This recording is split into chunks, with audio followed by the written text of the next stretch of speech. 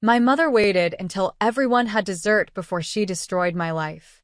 30 relatives filled my grandmother's dining room, laughing under Christmas lights while my sister showed off another sketch of the wedding she called her destiny. Then my mother tapped her wine glass and smiled at me. Pay for your sister's $93,000 dream wedding, or you're dead to this family.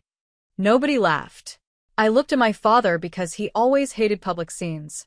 Instead, he pushed back his chair, stood up, and looked around the table. Every person here agrees, he said. You owe her this. My name is Coralie Voss, and that was the moment I realized I had never actually belonged to the people who raised me. I had spent 12 years building a medical software company from nothing. My sister had spent 12 years quitting jobs, chasing trends, and posting about luxury lifestyles she expected someone else to finance. That someone had always been me.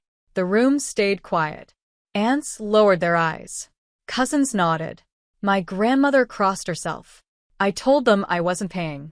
My sister burst into tears. My mother whispered that I would beg to come home. By sunrise, my phone had rung 122 times. Then I listened to voicemail number 54 and heard my father say something that changed everything. Voicemail number 54 didn't begin with crying. It began with laughter. My father thought he had already hung up, so I heard glasses clinking and my uncle asking whether I would finally stop acting rich. Then my father answered with a calm voice I had never heard before. She'll fold. She always does. She still thinks we're her family. The message ended, but I kept staring at my phone. Not because they wanted my money, because they had planned this.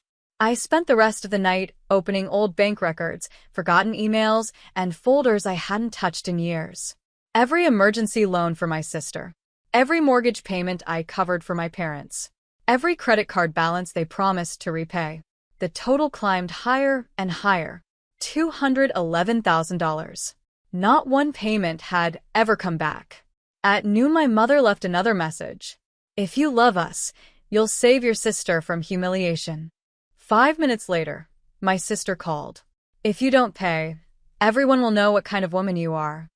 I almost blocked them. Then an unfamiliar number appeared. An older man introduced himself as my parents' attorney. His voice shook. There are documents you need to see before your family sells something that legally belongs to you. I met the attorney in a diner 2 towns away because he refused to come to my office. He carried a worn leather folder and looked like a man who hadn't slept. I represented your grandfather, he said. After he died, I represented your parents. He slid a stack of papers across the table. My grandfather had created a family trust. The lake house, farmland, and a small commercial building downtown had never belonged to my parents. They belonged to me. I was the only grandchild who had worked in the family business before college, and he had written one condition into the trust. The assets stayed under my control unless I willingly surrendered them. I looked up. My parents know this? The attorney nodded. They've always known. My mother wasn't trying to collect money for a wedding. She was trying to pressure me into signing documents hidden inside the wedding contracts. The attorney opened the last envelope. There was a copy of an email my father had sent my sister. Let her think it's about family. Once she signs, everything becomes ours. My hands started shaking. Then the attorney reached into his briefcase one last time. There's something else, he whispered. Your grandfather knew this day might come, so he recorded a video for you. I watched my grandfather appear on the old screen with flour on his shirt and grease on his hands. He never dressed up for cameras. He trusted work more than speeches. If you're seeing this, Coralie, someone in our family decided blood was worth more than character. He looked straight into the lens. I already know who. My throat closed. He explained that my grandmother had begged him not to leave everything under legal protection. She believed love would keep people honest. He believed temptation would expose them. So he hired accountants, investigators, and one retired judge to document every loan, transfer, and false promise my parents ever made. They won't stop with the wedding, he said. They will come after your company, your home, your future. Let them. Truth needs rope to catch liars. The video ended with a combination to a safe hidden beneath the floor of the lake house. I drove there before sunrise and opened it alone.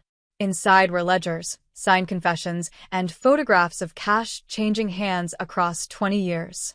Then I found one sealed envelope with my name on it. The handwriting wasn't my grandfather's. It belonged to my mother, and across the front, the envelope was yellow with age, but my mother's handwriting was unmistakable. Across the front she had written, "If Corley opens this, I failed." My fingers refused to move.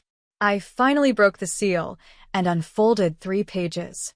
The letter wasn't an apology. It was a confession. She admitted that my sister was never supposed to know about the trust. My grandfather had believed I would protect the family because I was responsible, while my sister would only see the inheritance as a prize. Then came the line that stole the air from my lungs. "Your father promised me that, if we kept pushing you to succeed, one day you would become wealthy enough to carry all of us." I kept reading. Every scholarship I earned had been celebrated because it saved them money. Every promotion had become another excuse to ask for more. Every holiday had been planned around what they needed from me. The final paragraph was written in different ink. "If your father ever demands the inheritance, don't trust him. There is something about your sister's wedding that he can never let the family discover." My phone vibrated. My cousin Emma sent one photograph. My father was standing outside the lake house. He was holding a gasoline can. I stayed inside because running was exactly what my father expected. Through the dusty window, I watched him walk toward the porch with the gasoline can swinging against his leg. He looked tired, older, almost frightened, but I had learned that fear was his favorite costume. My phone buzzed again. Emma had not stopped taking pictures. Behind my father stood my sister wearing her engagement ring and a white coat thrown over her pajamas. She was carrying a metal lockbox. "The safe," I whispered. I opened the back door and crossed the dock before they noticed. Grandfather had hidden a second camera beneath the roof years ago. I remembered helping him wire it after a storm. The recorder was still there. I pressed play. Voices filled the speaker. My father said, "Once the wedding money arrives, we burn the old records." My sister answered, "And if Corley refuses?" He laughed. "Then everyone learns who paid for her first company." The world tilted. I had built that business with scholarships, night shifts, and borrowed laptops. Then my sister spoke again. She never knew the money came from the account Dad emptied after Grandma died. A car door slammed behind me hard. I turned around expecting my father. It was my grandmother. She stepped out of the car with her cane in one hand and a police officer behind her. The officer helped her across the gravel, but the look on her face could have carried her 1,000 miles without assistance. My father went pale. "Mom, this isn't what it looks like." She ignored him. My grandmother looked at me and held out a small silver key. "I prayed you would never need this." The key opened the lockbox my sister had been carrying. She tried to pull it away, but the officer stopped her. Inside were bank statements, forged signatures, and a life insurance policy from the year my grandfather died. The beneficiary wasn't my grandmother. It wasn't me. It was my father. Nobody spoke. My grandmother's hands were shaking. "I found those papers hidden in your father's workshop," she whispered. I was afraid to believe what they meant. The officer quietly asked whether I wanted to file a report. Before I could answer, my sister started crying. Real crying. She looked at me instead of our father. "I never wanted the wedding," she said. "He told me Grandpa didn't die naturally." My father took one step backward, then another, and he ran toward the lake. I didn't chase him. The officer did, but my grandmother touched my arm and said, "Enough."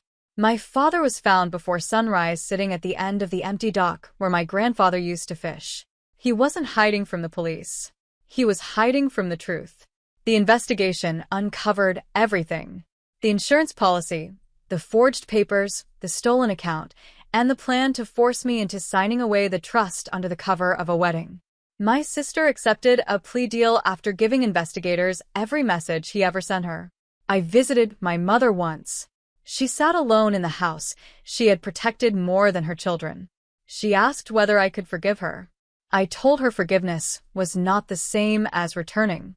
The bakery became a scholarship foundation in my grandfather's and grandmother's names.